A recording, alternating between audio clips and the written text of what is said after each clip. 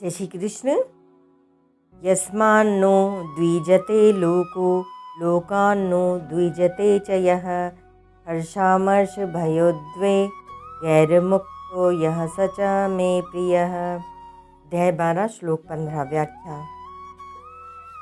भक्त सर्वत्र और सब में अपने परम प्रिय प्रभु को ही देखता है, अतः उसकी दृष्टि में मन, वाणी और शरीर से होने वाली संपूर्ण क्रियाएं एकमात्र भगवान की प्रसन्नता के लिए ही होती हैं। गीता 6:31। ऐसी अवस्था में भक्त किसी भी प्राणी को उद्वेग कैसे पहुंचा सकता है? फिर भी भक्तों के चरित्र में यह देखने में आता है कि उनकी महिमा, आदर, सत्कार तथा कहीं कहीं उनकी क्रिया, यहाँ तक कि उनकी सौम्य आकृति मात्र से भी कुछ लोग ईर्ष्यावश उद्विग्न हो जाते हैं और भक्तों से अकारण द्वेष और विरोध करने लगते हैं। लोगों को भक्त से होने वाले उद्वेग के संबंध में विचार किया जाए तो यही पता चलेगा कि भक्त की क्रियाएं कभी किसी के उद्वेग का कारण नहीं होती, क्योंकि भक्त प्राणी मात्र में भगवान को ही देखता है। वसुदेवः सर्वम, गीता 7:19। उसकी मात्र क्रियाएं स्वभावतः प्राणियों के परम हित के लिए ही होती हैं। उसके द्वारा कभी भूल से भी किसी के अहित की चेष्टा नहीं होती। जिनको उससे उद्वेग होता है वह उनके अपने राग द्वेष युक्त असुर स्वभाव के कारण ही होता है। अपने ही दोषयुक्त स्वभाव के कारण उनको भक्त की हितपूर्ण चेष्टाएं भी उद्वेगजनक प्रतीत होती हैं। इसमें भक्त का क्या दोष?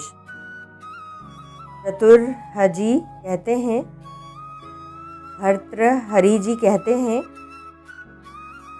हरिण, मछली और सज्जन क्रमशः तृण, जल और संतोष पर अपना जीवन निर्वाह करते हैं। किसी को कुछ नहीं कहते, परंतु व्याध, मछुए और दुष्ट लोग के कारण ही इनसे वैर करते हैं। भर्तृहरि नीति शतक 61। वास्तव में भक्तों द्वारा दूसरे मनुष्यों के उद्विग्न होने का प्रश्न ही पैदा नहीं होता। प्रत्युत भक्तों के चरित्र में ऐसे प्रसंग देखने में आते हैं कि उनसे द्वेष रखने वाले लोग भी उनके चिंतन और संग, दर्शन, स्पर्श, वार्तालाप के प्रभाव से अपना आसुर स्वभाव छोड़कर भक्त हो गए। ऐसा होने में भक्तों का उदारतापूर्ण स्वभाव ही हेतु है। उमा संत कई यही बढ़ाई, मंद करत जो करई भलाई। मानस 5:41-4। परंतु भक्तों से द्वेष करने वाले सभी लोगों को लाभ ही होता हो, ऐसा नियम भी नहीं है। अगर ऐसा मान लिया जाए कि भक्त से किसी को उद्वेग होता ही नहीं अथवा दूसरे लोग भक्त के विरुद्ध कोई चेष्टा करते ही नहीं या भक्त के शत्रु मित्र होते ही नहीं, तो फिर भक्त के लिए शत्रु मित्र, मान, अपमान, निंदा, स्तुति आदि में सम होने की बात जो आगे 18वें-19वें श्लोक में कही गई है नहीं कही जाती। तात्पर्य यह है कि लोगों को अपने असुर स्वभाव के कारण भक्त की हितकर क्रियाओं से भी उद्वेग हो सकता है और वे बदले की भावना से भक्त के विरुद्ध चेष्टा कर सकते हैं तथा अपने को उस भक्त का शत्रु मान सकते हैं। परंतु भक्त की दृष्टि में न तो कोई शत्रु होता है और न किसी को उद्विग्न करने का उसका भाव ही होता है।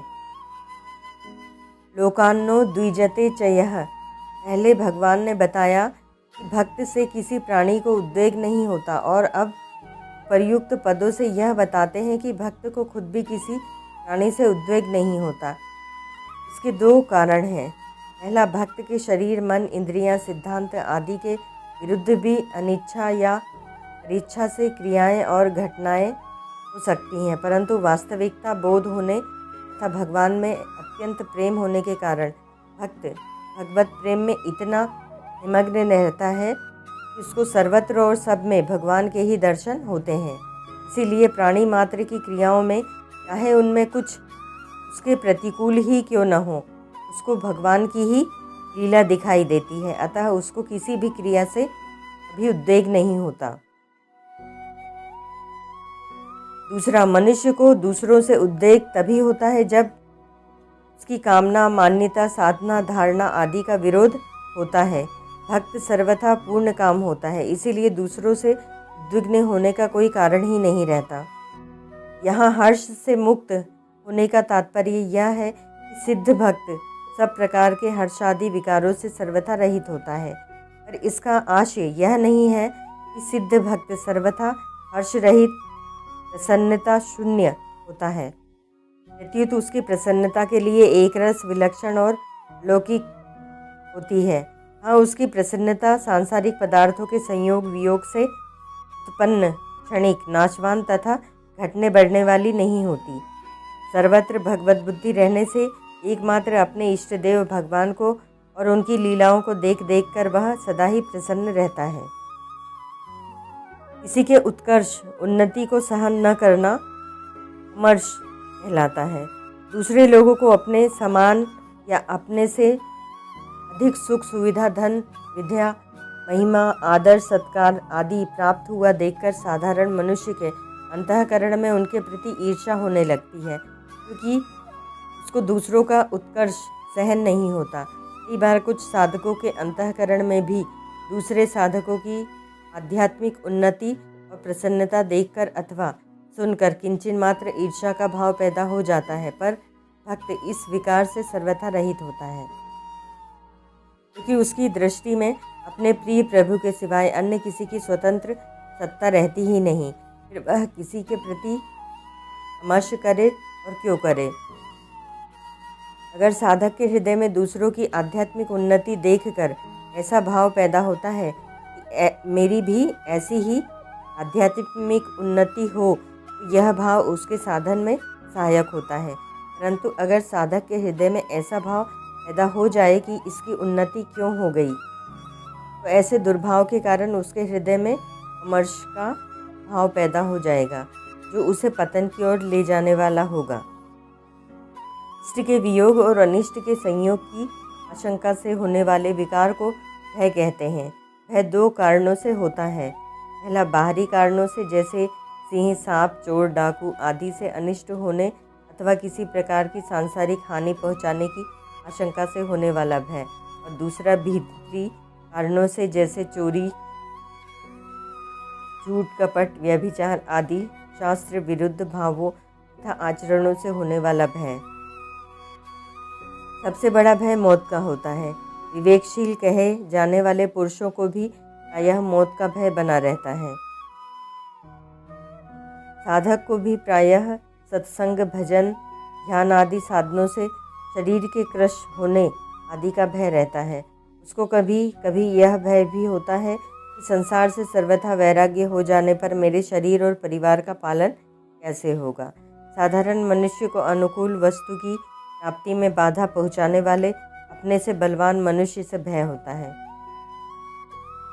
ये सभी भय केवल शरीर जड़ता के आश्रय से ही पैदा होते हैं।